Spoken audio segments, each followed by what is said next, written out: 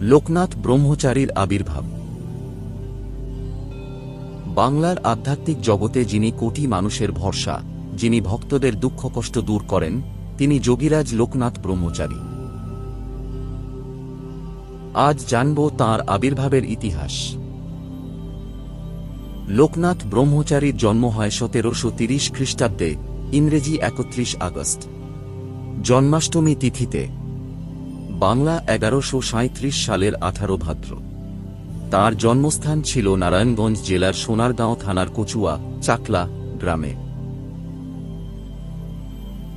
বাবা লোকনাথ ব্রহ্মচারী আশ্রম নারায়ণগঞ্জ জেলার সোনারগাঁও উপজেলার বারোদিতে অবস্থিত। তাঁর পিতার নাম রামনারায়ণ ঘোষাল এবং মাতার নাম কমলা দেবী।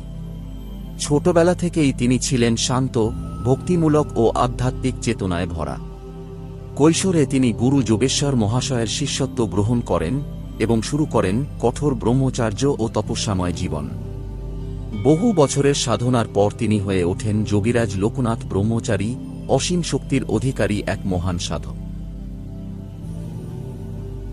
ভক্তদের বিশ্বাস, আজও তিনি দুঃখ দুর্দশায় ভক্তদের রক্ষা করেন এবং তাঁদের আশীর্বাদ প্রদান করেন।